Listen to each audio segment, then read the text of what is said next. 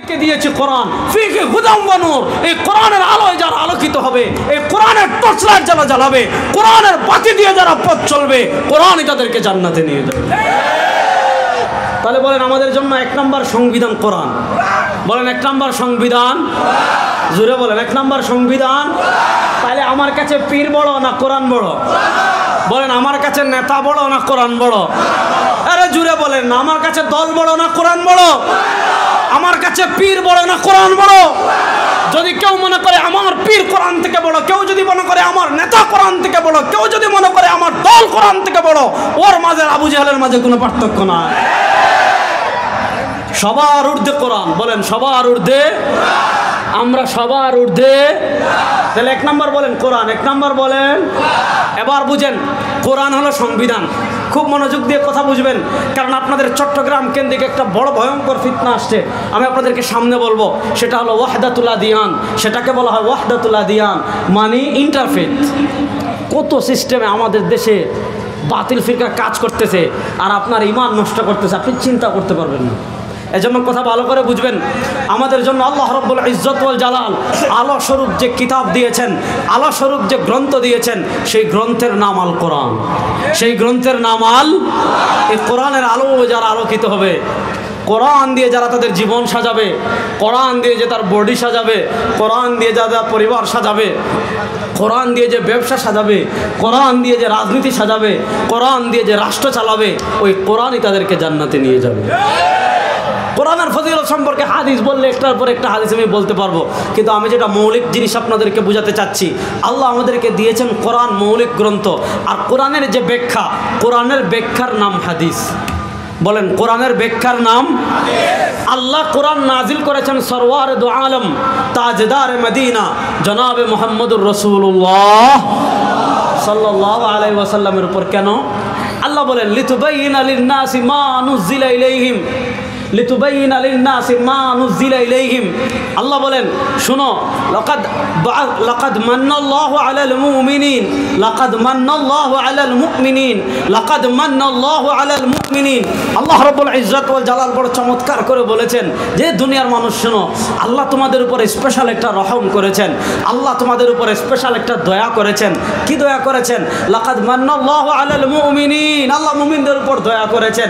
কি দয়া? ইয বাআসা ফীহিম রাসূলাম মিন আনফুসিহিম, আল্লাহ তাদের মধ্য থেকে একজন মানুষকে নবী বানিয়ে পাঠিয়েছেন। কেন? ইয়াতলু আলাইহিম আয়াতি, আমার হাবিবের এক নম্বর মিশন হলো মানুষের কাছে কোরআন তিলাওয়াত করে শোনাবেন। আজকে আপনাদের চট্টগ্রামে এরকম শত শত ভণ্ড পাবেন, হাজার হাজার ভণ্ড পাবেন। কথা বুঝেন, আল্লাহ তার নবীকে দুনিয়াতে এক নম্বর মিশন দিয়ে পাঠিয়েছেন কোরআন তিলাওয়াত। দেখবেন সারা দিন রাত 24 ঘন্টা মাইক পাইলেই মানুষ 10, 15, 20 জন যাই সামনে থাকুক, আর কোনো মিশন নাই, খালি আমাদেরকে গালিগালাজ করা। অথচ কোরআন শরীফ খুলে দিলে শুদ্ধ করে পড়তে পারে না। এর চেয়ে বড় ইবলিস আল্লাহর জমিনে আর কেউ নাই, এটার চেয়ে বড় শয়তান আল্লাহর জমিনে আর কেউ নাই। কোরআন শেখা সবার জন্য ফরজ, কোরআন শিক্ষা করা সবার জন্য। জুড়ে বলেন কোরআন শিক্ষা করা সবার জন্য। এবার দেখেন কোরআন আল্লাহ আমাদেরকে দিয়েছেন আলো। কোরআনের আলো আমাদের সমাজে আছে, আর আসতে বলেন না, আর আসতে বলেন। আমাদের সমাজে কোরআন আছে। আমাদের সমাজে কি আছে শুনেন।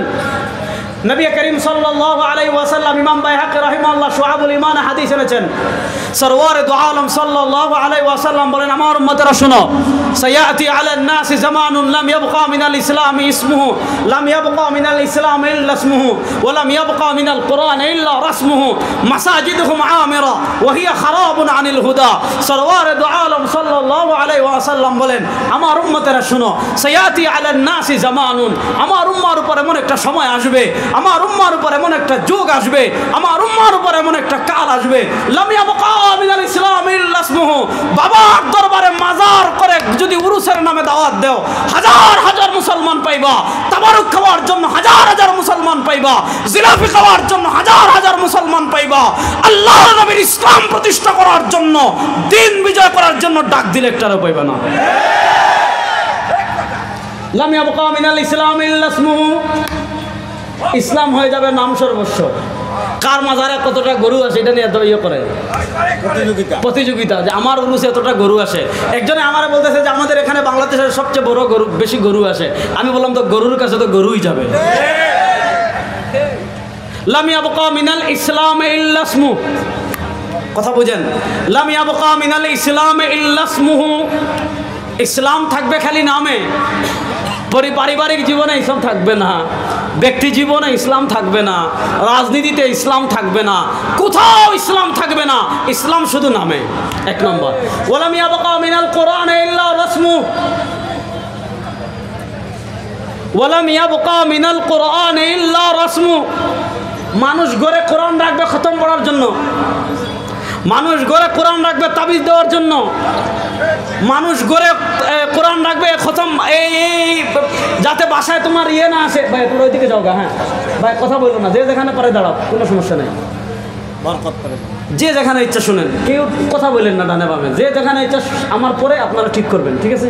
এখন যেখানে ইচ্ছা দাঁড়াই থাকুন, কথা শুনেন। মানুষ কোরআন রাখবে যাতে করে জিন না আসে, মানুষ কোরআন রাখবে যাতে বাচ্চাটা সহজে প্রসব হয়। দেখেন কোরআন দিয়ে তাবিজ দেওয়াও যায়, কোরআন খতম পড়াও যায়, সব ঠিক আছে, আমি হারাম বলছি না এগুলোকে, কিন্তু আল্লাহকে কোরআন দিয়েছেন শুধু খতম পড়ার জন্য, আল্লাহকে কোরআন দিয়েছেন শুধু তাবিজ দেওয়ার জন্য। আল্লাহ কোরআন দিয়েছেন মুসলমানের সংবিধান, মুসলমান মৃত্যুর আগে তার জীবন চলবে কোরআন অনুযায়ী। কোরআনের ঊর্ধ্বে মুসলমানদের কাছে কিছুই। আজকে দেখেন আমরা মুসলমান তো হাজার হাজার লাখ লাখ মুসলমান, কিন্তু কতজনের জীবনে কোরআন আছে, কতজনের পরিবারে কোরআন আছে, কতজনের ইকতিসাদ অর্থনীতিতে কোরআন আছে, কতজনের সংস্কৃতিতে কোরআন আছে, কতজনের রাজনীতিতে কোরআন আছে, কতজনের পুরা মিনাল ইবতিদা জন্মগ্রহণ করার পর থেকে নিয়ে মৃত্যুবরণ করার আগ পর্যন্ত কতজন তার জীবনকে কোরআন দিয়ে সাজিয়েছে, আপনি হিসাব করে দেখেন, হাতে গোনা কয়েকজন পাবেন।